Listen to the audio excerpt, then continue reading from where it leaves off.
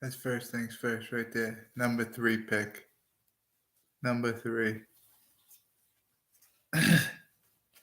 They fucked us again. They fucked the Knicks again. Always screwing over my Knicks, man. We deserve the number 1 pick for a million and one reasons. Zion Williamson is supposed to be a Knick. They want to pull this shit on us. Whatever. I don't really give a fuck. My plan as a Knicks fan, uh, uh, my overall, what I would hope that the Knicks organization would do is trade, since the Grizzlies want to go young. They want to go John Morant, or whatever his name is, at Murray State, and get rid of Conley. Trade the 3rd pick and Knox, and maybe even Ntilikina for Conley. And then we got Conley, and then sign Durant and either Chris Middleton or Tobias Harris on somewhat of a lower deal, um, and Durant on a max.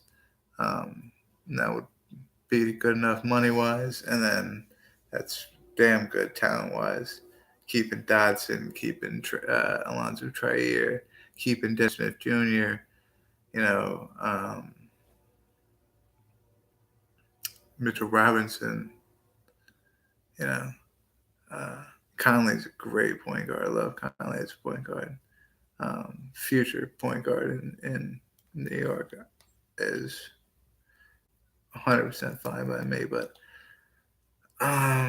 onward to UFC. We're going to Rochester. We just came out of Rio de Janeiro, where Jessica Andrade used her power to slam Rose in a fight that she was actually losing, um, and ended up getting the knockout, and is now the female strawweight champion. And like I said, as soon as it happened, it's likely that Joanna maybe get the first look, because is she the last one that beat Andrade? I have to look that one up. I'm not found on my Jessica Andrade, but she's right here on the phone. Quick, easy, tap, tap, tap. So yes, her last loss was to Joanna, and before that, it was to Raquel Pennington. Um, but strawweight debut um, was right after the Raquel Pennington fight. So her only loss at strawweight is to Joanna. Um, I could see why she has a big kind of, you know, calling as to why she should be the call. Hold on, we have to pause really quick. I gotta get this going.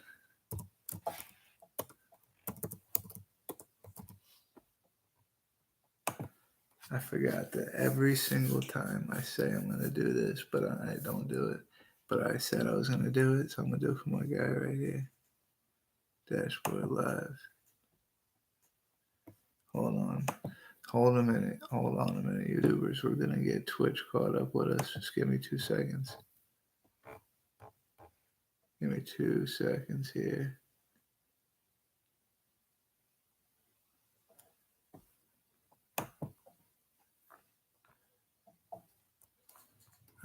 UFC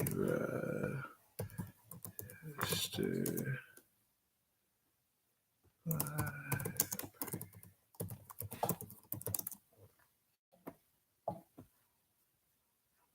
And how do I get the video on here?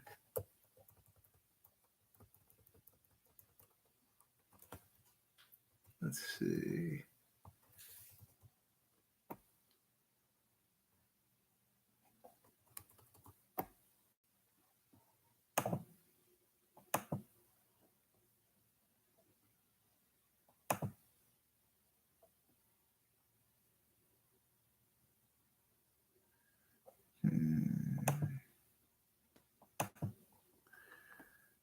confusing. You got anybody know how to use Twitch out there? What I might be doing wrong here? Why my face won't show up on the fucking screen?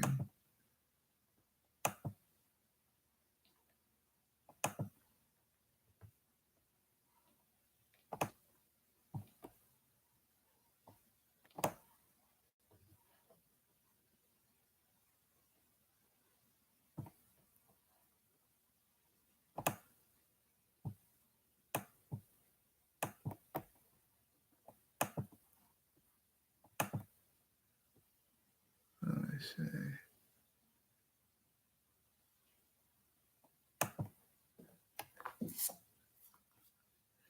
Hang with me, guys. Bear with me for just a minute.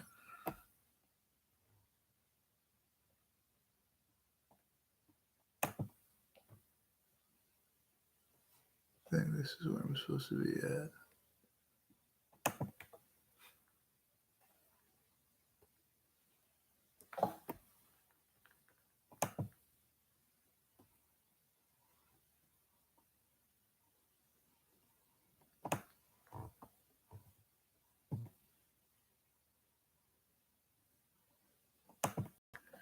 See, the video's not working here.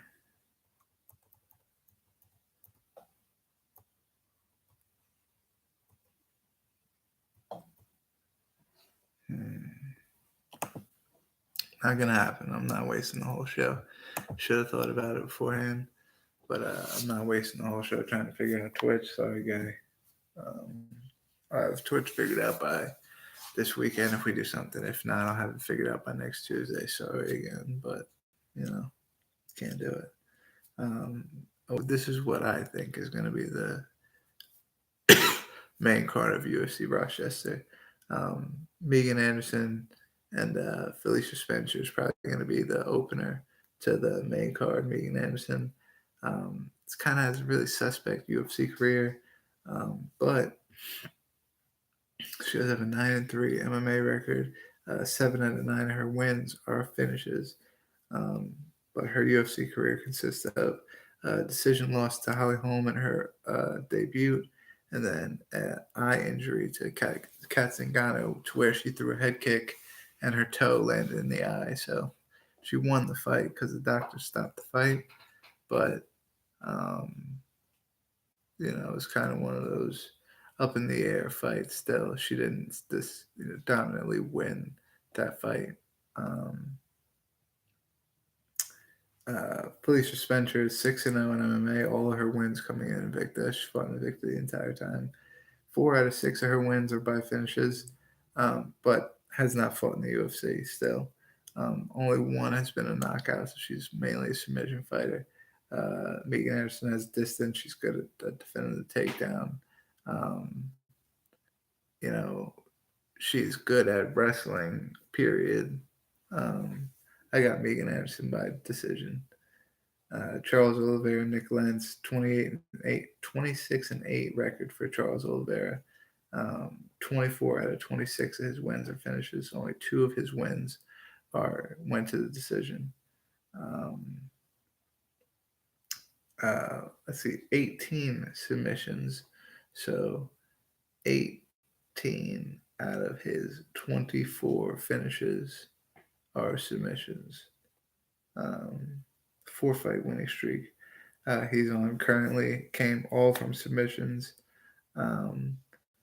Most recently, David Tamar, Jim Miller, Christos Gigados, whatever the fuck you say his name, and Clay Guida.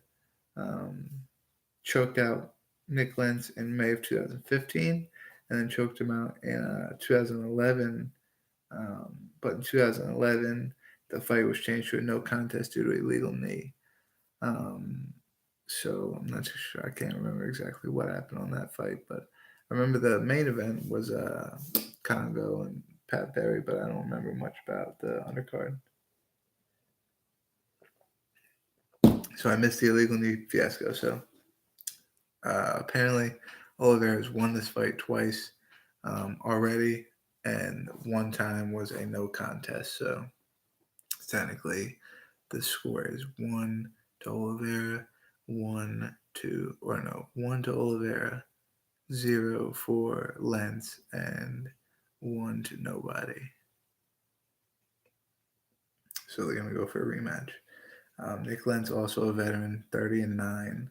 MMA record, 19 out of 30 of his fights are finishes, 11 by submission. So he is also uh, pretty well versed to the ground game. He is also on a 2-fight win streak, knockout Gray Maynard, and then a decision over Scott Holtzman. Gray Maynard's a tough guy, so very hard to knock out.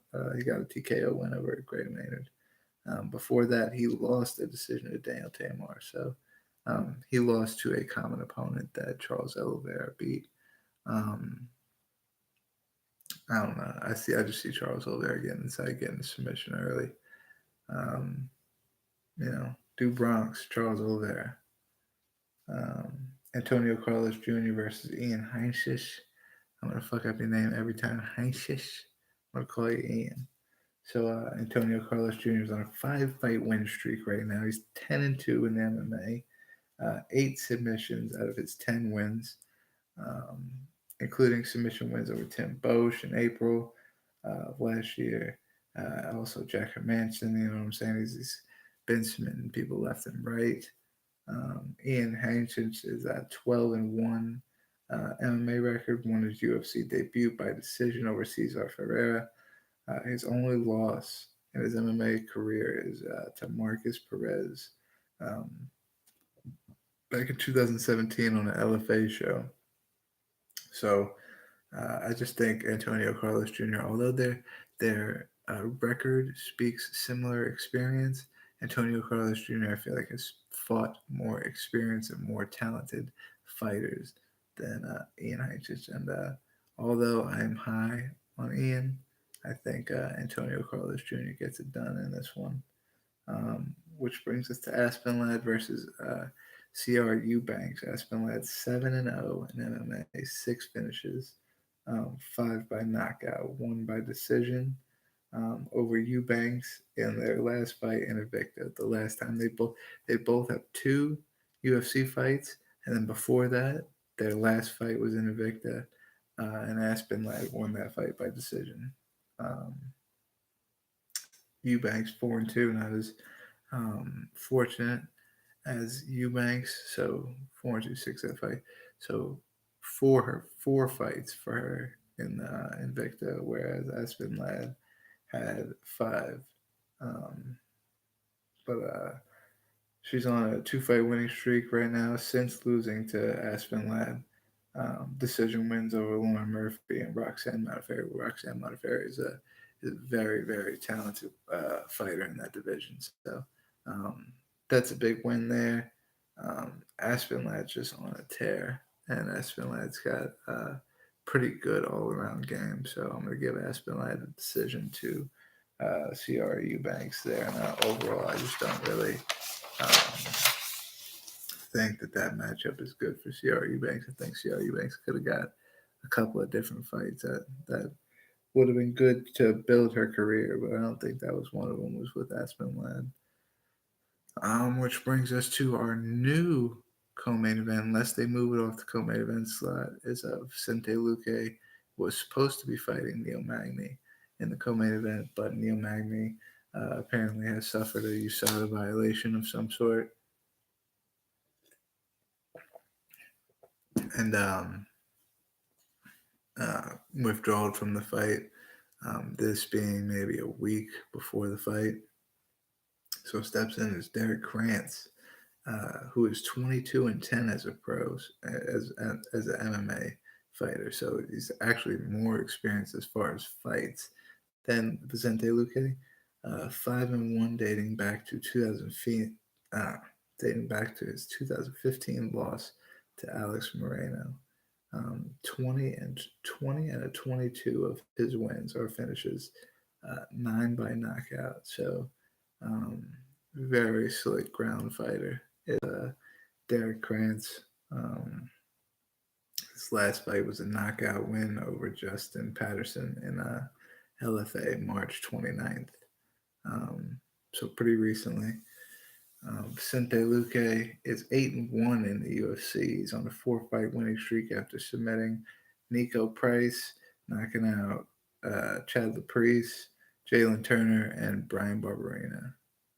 Brian Barberina is a tough motherfucker. That is one tough motherfucker.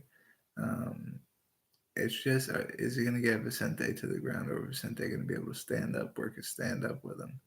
And if the answer is Vicente standing up, which I hope it is, um, then I got Vicente by knockout in the third round, because it's going to be a 3-round fight.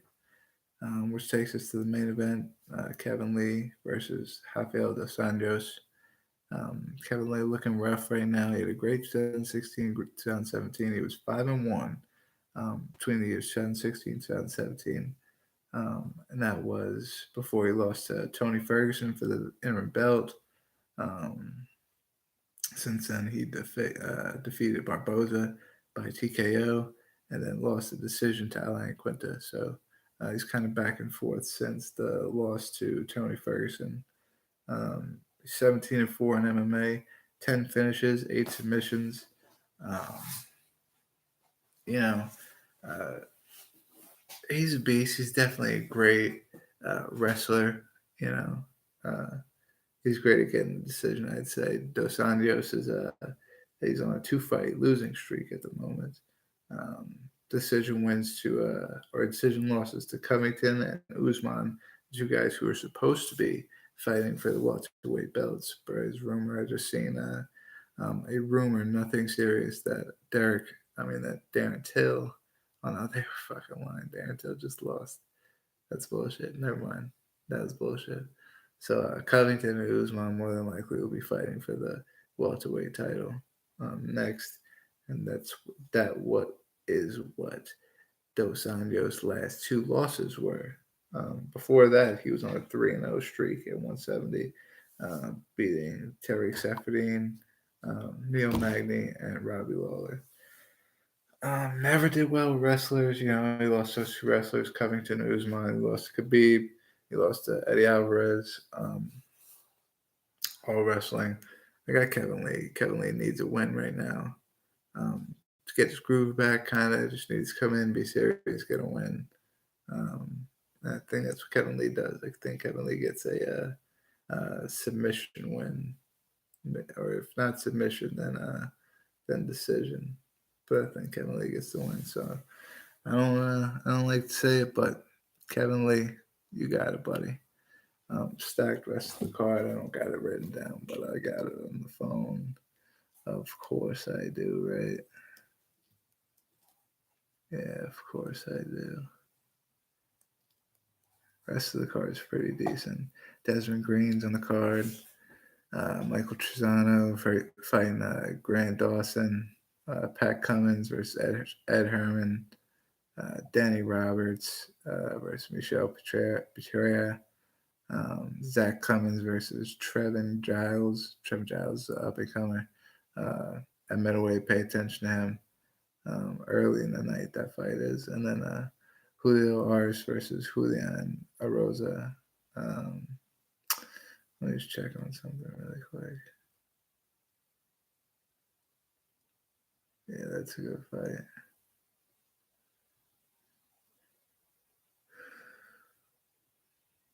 Ars got some good wins over there at featherweight. I think I'm gonna go Ars on that one. But that's gonna be a great fight.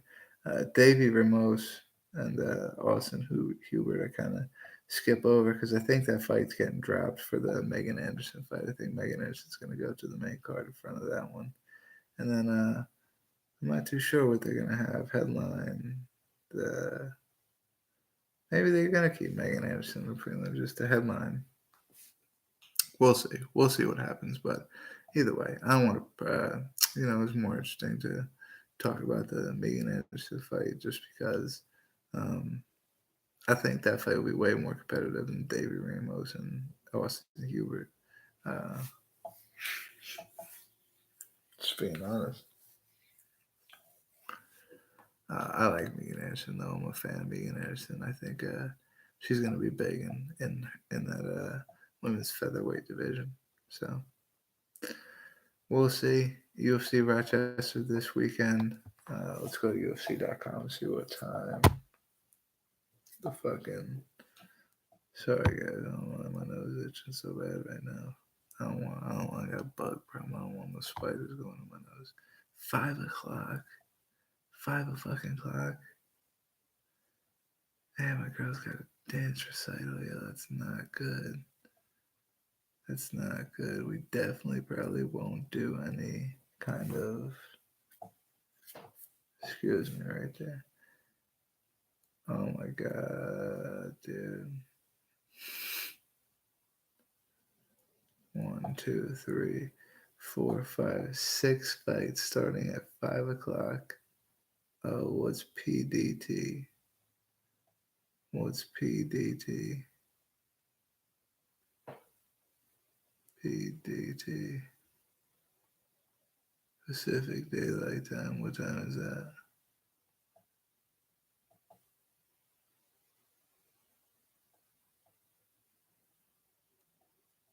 Pacific Daylight Time.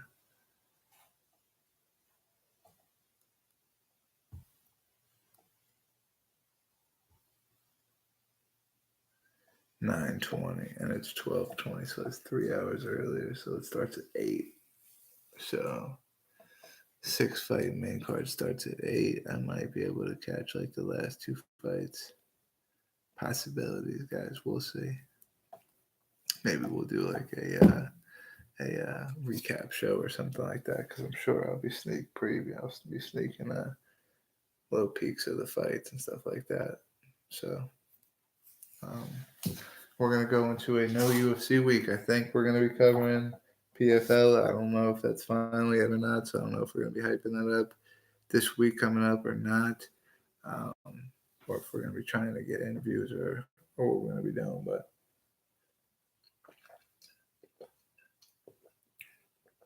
just wanna kind of get the ball rolling into the week because it is next Thursday. The fight, not this Thursday, not 2 days from today, but um, 7 days from then. Um, hopefully, we'll be in Nassau Coliseum, Pure Evil MMA, to cover PFL Season 2, Number 2, with the lightweights and the featherweights. Um, once again, we'll go over that. And also, we're looking to come out to, and this is not to get a little ahead of ourselves because we don't really know how far this is into motion yet. But we are looking to try to come out to bare knuckle boxing, Paulie Malignaggi versus Artem Lobov to cover that. And if we don't, we have got already shut down for covering the UFC. They don't want to give us credentials, but we might go get tickets to Greenville and go like media day or some shit like that, just to dick around and get some content or whatever. Not May 9th, May 23rd, sorry. May 23rd. Lance Palmer, Alex Gilpin, Chris Wade, Nate Andrews, Andre Henderson, Peter Pettis.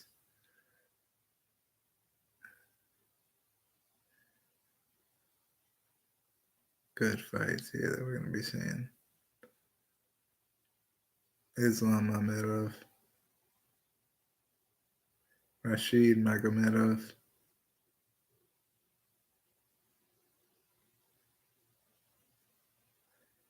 Nathan Shute, Jeremy Kennedy, Damon Jackson, Steven Seaver. Big fights that night. We're going to be seeing big fights. We're going to be seeing me mispronounce a fuck ton of names, dude. A whole fuck ton.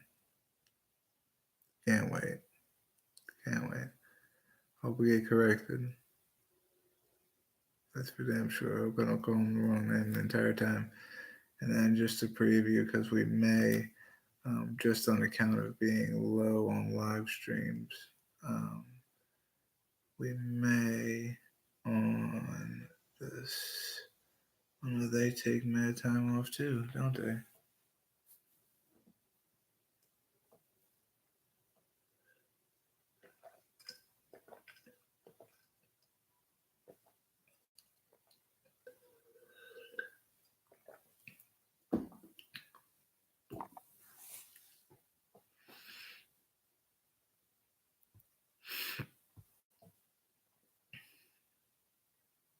What the hell, dude?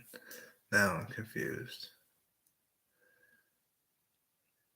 After that event, the next event's not till June 6th, so it's not till like another 2 weeks later. So we'll go back to this in a second, but we need to go to the UFC again. Because I thought it was on the 1st. That's on a Sunday. Ew, the Gustin fight's on a Sunday.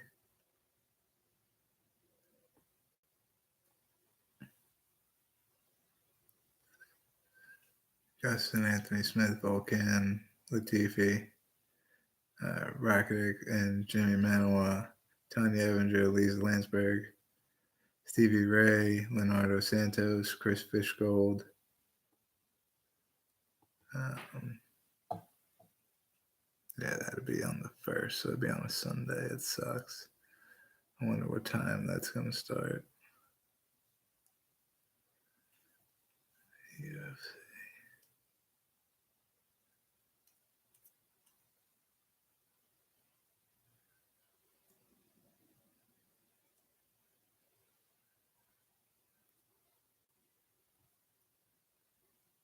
10 a.m. Pacific. That's 3 hours. So it's going to be 1 p.m. The main card is going to start for that one. So that's not. Oh man, the starting early shit's getting me going crazy.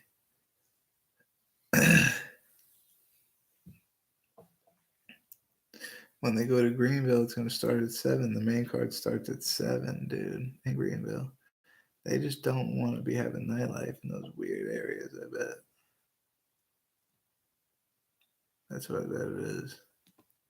Whatever. All right, guys, we'll see you next week or fucking Saturday or Friday or sometime. We'll see you. Hit us up. Hey, Crozer, if you fucking figured out anything with if you see this and you figure out anything with the USB, hit me up. I would go buy the USB. Just tell me how big it needs to be and where I gotta send it or whatever. Just hit me up, send me a message or something. I tried the Twitch thing. I really did. I gotta figure out how to do it.